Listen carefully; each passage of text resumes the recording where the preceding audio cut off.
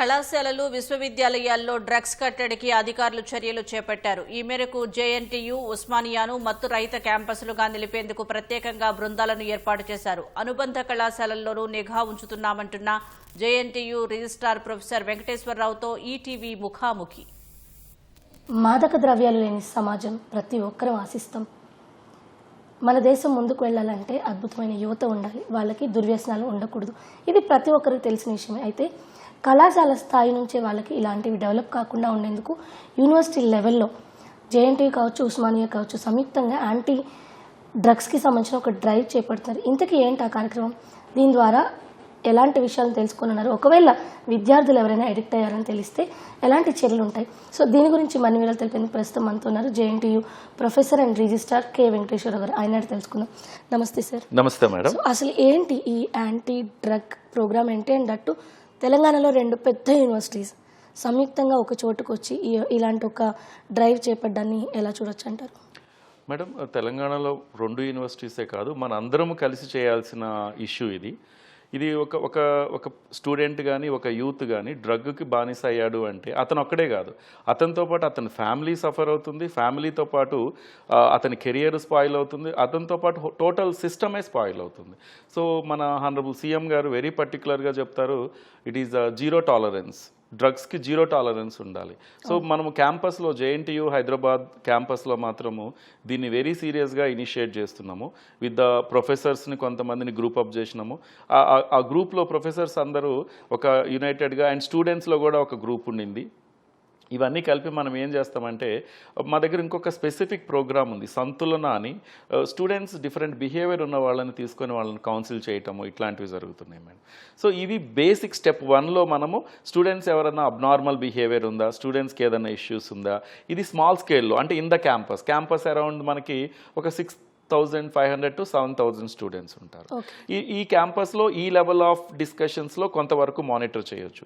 But మనకి state మొత్తం 225 affiliated colleges ఉన్నాయి, ఫార్మసీ అండ్ ఇంజనీరింగ్ కాలేజెస్. ఆ తర్వాత మనకి గవర్నమెంట్ కాన్స్టిట్యూయెంట్ కాలేజెస్ కూడా ఉన్నాయి. ఈ గవర్నమెంట్ కాన్స్టిట్యూయెంట్ కాలేజెస్లో కూడా వెరీ సివియర్గా ఏదైతే జేఎన్టీయూ హైదరాబాద్లో ఫాలో అవుతుందో అది ఫాలో అప్ చేస్తున్నాం. సార్, అంటే మీరు సంతులన అని చెప్పారు, అండ్ ఈ క్యాంపస్ మొత్తంలో కూడా స్టూడెంట్ గ్రూప్ ఒకటి ఉంది, ప్రొఫెసర్స్తో కూడా గ్రూప్ చేసేవాళ్ళు.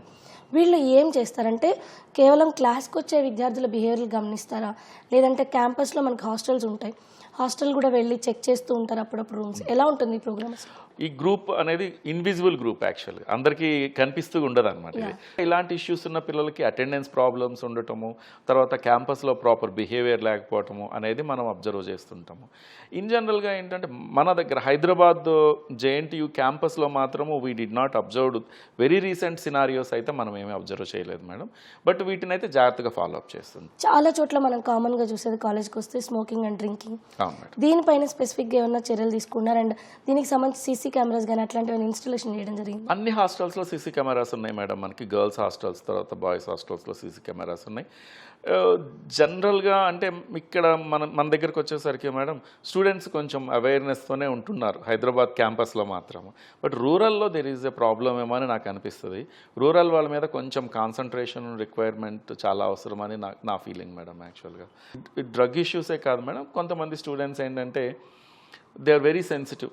సూసైడ్స్ ఇట్లాంటివి కాకుండా కూడా we are trying to take some specific చిన్నవి అక్కడ ఇక్కడ జరుగుతున్నప్పటికీ ఓవరాల్గా మేమైతే ఆ పర్టికులర్ ఏరియాల మీద కూడా కొంచెం కాన్సన్ట్రేషన్ ఎక్కువగానే చేస్తున్నాం. సరే, అయితే మీరు చెప్పారు హైదరాబాద్ క్యాంపస్లో అయితే డ్రగ్స్ రిలేటెడ్ రీసెంట్ టైంలో మేము చూడలేదు. అయితే మనకి స్టేట్ వైడ్గా ఎన్నో కాలేజీలు ఉన్నాయి. సో అక్కడ ఎప్పుడైనా రీసెంట్ టైంలో ఇలాంటివి మీరు అబ్జర్వ్ చేయడం జరిగింది? మనకి ఏంటిదంటే affiliated to JNTU institutes we never had. అలాంటిది ఏమైనా ఉంటే కాలేజ్ మీద కూడా చాలా సివియర్ యాక్షన్ ఉంటుంది మేడం. యాజ్ పర్ నామ్స్ అది చాలా సివియర్ యాక్షన్ ఉంటుంది కాలేజ్ మీద. సరే, అయితే జనరల్గా ఏంటంటే కాలేజ్ స్టేజ్లో ఏదో ఒక దశలో ఏదో ఒక కారణంతో డ్రగ్స్కి అలవాటు పడి ఉండొచ్చు.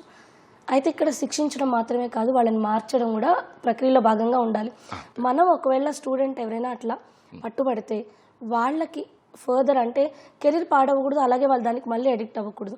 అలా చేంజ్ తీసుకురాలి వచ్చేలాగా ఏమైనా చేస్తున్నామా? నేను చెప్పింది అదే మేడం. ఇంతవరకు మనకి ఇట్లాంటి క్యాండిడేట్స్ అయితే తెలిసి తప్పకుండా మేడం. మనము ఇక్కడ సిస్టమ్ ఉన్నదే not to punish madam. Actually we want to guide them, we want to support them.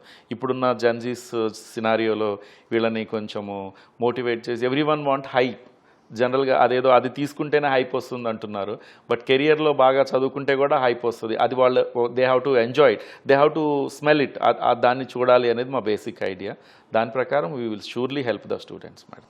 Sir ఫైనల్గా మనం ఎంత చేసినా విద్యార్థుల్లో అండ్ పిల్లల్ని తల్లిదండ్రులు కూడా గమనించాలి. 100%. అటు స్టూడెంట్స్లో కావచ్చు, తల్లిదండ్రుల్లో కావచ్చు, డ్రగ్స్కి సంబంధించి ఎలాంటి అవేర్నెస్ రావాల్సిన అవసరం ఉన్నట్టు ముఖ్యంగా మీరు స్టూడెంట్స్కి ఇంటర్వ్యూ ద్వారా ఏం చెప్తారు?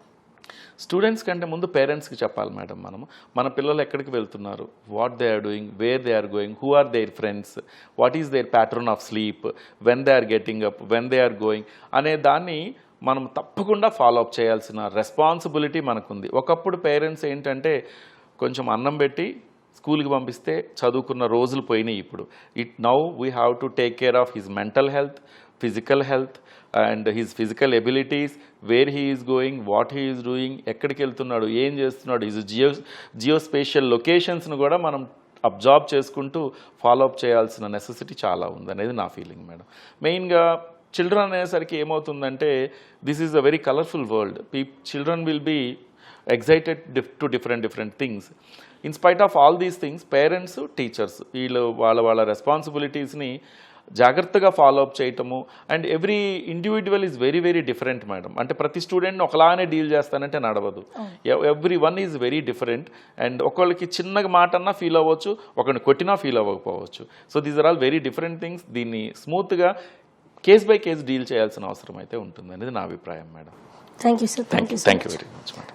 సో ఇది డ్రగ్స్ ఫ్రీ క్యాంపస్ కోసం అన్ని విధాలా కృషి చేస్తున్నామని. మరోవైపు ఎవరైనా విద్యార్థులు భవిష్యత్తులో ఇప్పటివరకు అలాంటి సంఘటనలు ఎదురు కాలేదు, కానీ ఒకవేళ అలాంటి పరిస్థితులు ఎదురైనప్పటికీ కూడా వాళ్ళని తిరిగి నార్మల్ చేయడానికి కావాల్సినటువంటి చర్యలు తీసుకుంటాము అని చెప్పి డ్రగ్స్ నుంచి వాళ్ళని దూరం చేయడంతో పాటు వాళ్ళ భవిష్యత్తు ముందుకు వెళ్ళేలాగా అవసరమైనటువంటి పూర్తి సహకారం అందిస్తామంటున్నారు ప్రొఫెసర్ కె వెంకటేశ్వరరావు గారు. కెమెరా పర్సన్ బాలాజీతో రమ్య, ఈటీవీ న్యూస్, హైదరాబాద్.